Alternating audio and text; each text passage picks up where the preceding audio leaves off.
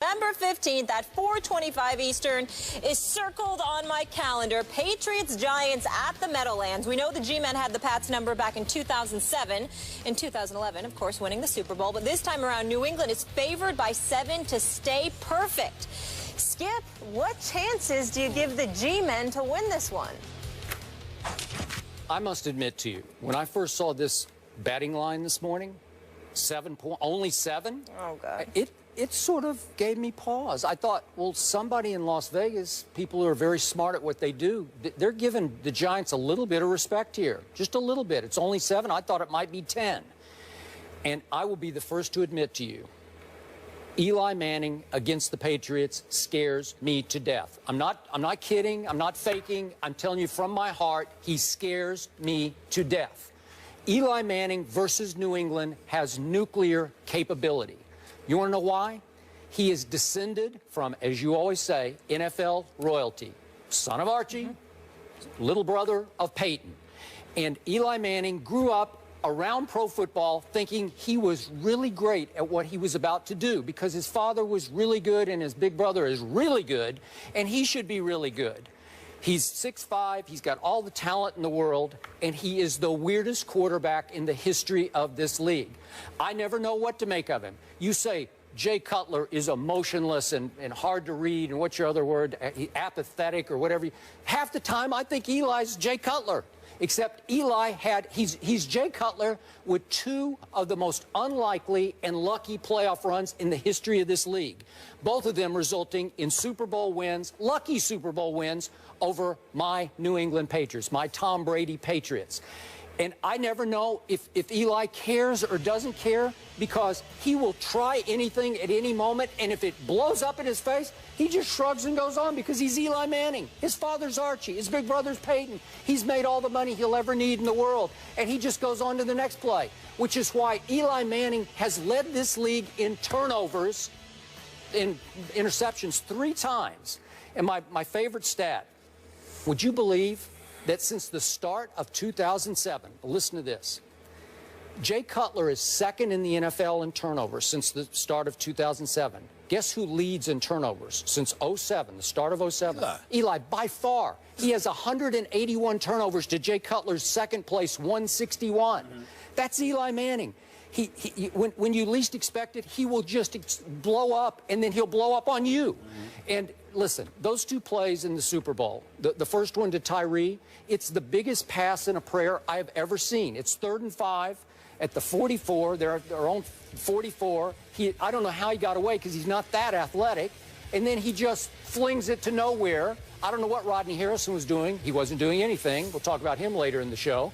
But all of a sudden, Tyree goes up, and it sticks in his face mask. I wouldn't say he wasn't doing anything. Yeah, well, I saw him jump up and you got to get your hand on the ball. It hangs up there for 14 seconds. You got to get your hand on the ball, and it sticks in Tyree's face mask. He'd caught 4 balls all season. This is impossible. And Tom Brady had done what he always does. He had clutched up and thrown the touchdown pass to Randy Moss with a couple of minutes left, and all of a sudden it's 14-10, and all of a sudden it's 17-14 Eli. How did he do that? And then in the next Super Bowl, Eli, they're backed up, they're in jail, they're stuck at their 12-yard line, and he throws one down the chimney to Manningham. It was a great throw. That was a great throw. I got to tell you.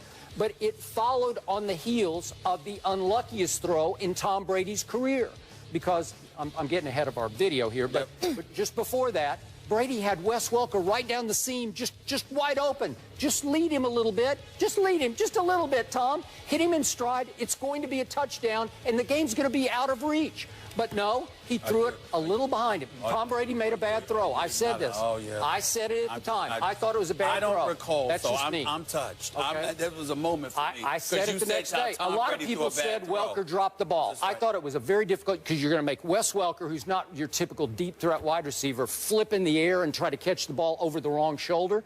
He just made a bad throw. But if he makes a good throw, we're having a different conversation right now. Eli Manning, turnover machine. But Eli Manning made 2 Super Bowl runs that put him on the national map. So will he be afraid of this moment? No. He'll go out there and do what he does. I think that you're a bit too hard on Eli Manning. I can understand the bitterness. It makes total sense because it robbed your boy Tom Brady of not one, but two Super Bowls. And so you haven't gotten over that. You're still lamenting those experiences, the emotions that come with it. You're a bit depressed. You haven't recovered, typically so. I haven't. It's about 8 years ago, one of them, and 4 the other one. But I would say I think it was yesterday. It feels like. I'm looking at Eli's numbers right now. He did lead the league in interception 3 times. Skip. In 2007, it was 20. In 2010, it was 25. Yep. In 2013, it was 27. 27. 27. So that year he had 18 touchdowns to 27 interceptions. Is it? No. It says here. I'm just. Okay. I'm just looking at. No, I was just wondering because that was the year they won the Super Bowl. That's right. It was the year they won the Super Bowl, but he had 20 interceptions. Wow. He had 20 interceptions. What I'm saying to you, Skip, is this. When you look at these numbers, what you're missing is in between. After the 20 interceptions, 10 and 14 over the next 2 years. After the 25 interceptions, just 16 and 15 the next 2 years. After the 27 interceptions, 14 last year, and thus far he only has 6. All I'm trying to say to you is that Eli Manning is a 2-time Super Bowl champion for a reason, and you need to respect that. Then you look at a Reuben Randall. You look at an Odell Beckham Jr.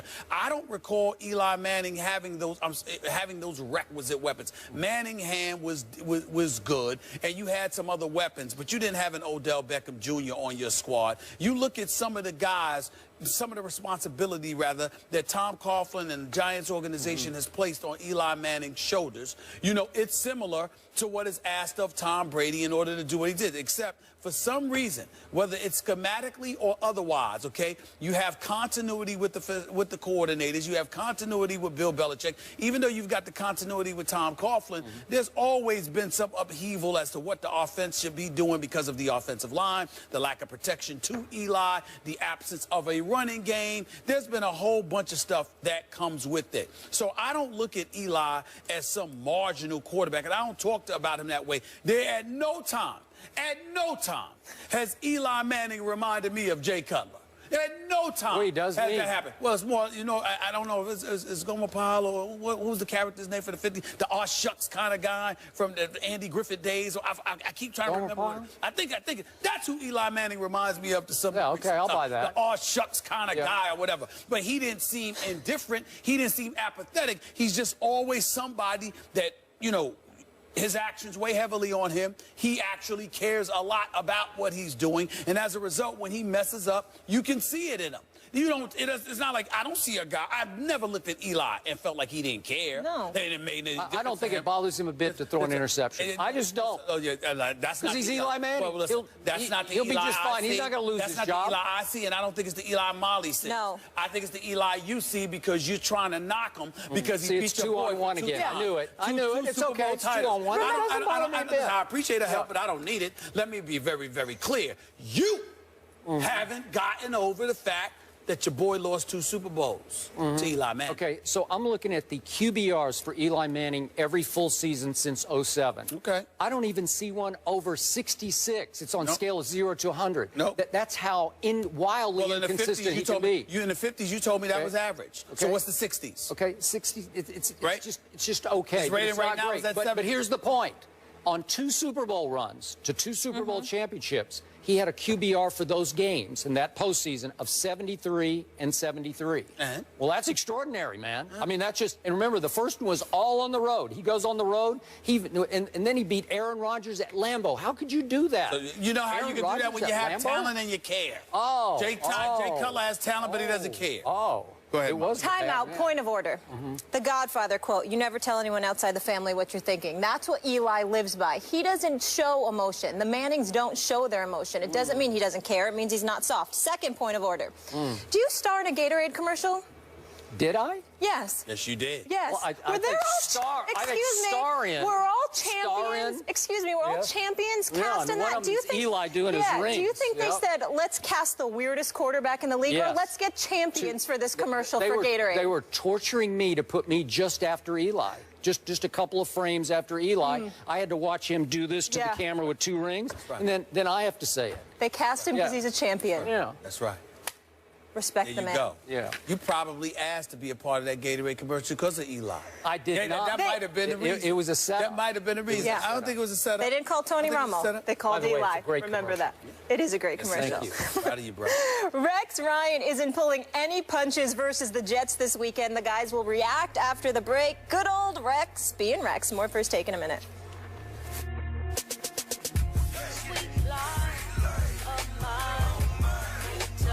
The Bears get their third victory of the season, defeating the Chargers at Qualcomm 22-19. Phillip Rivers threw for 280 yards in the loss, giving him 3,033 for the season. That marks his 10th straight season with at least 3,000 passing yards, tied for the fourth longest streak in NFL history. Pretty impressive. But his team has just 2 wins this season and holds the last spot in the AFC West. Skip, how would you rank Phillip Rivers' career? I don't know for sure. This guy baffles me. He's always baffled me.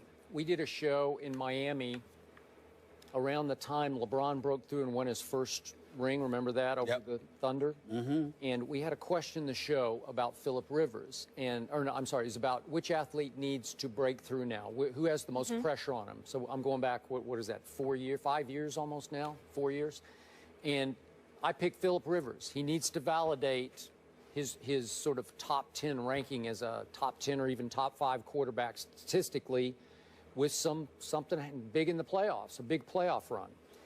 And the only way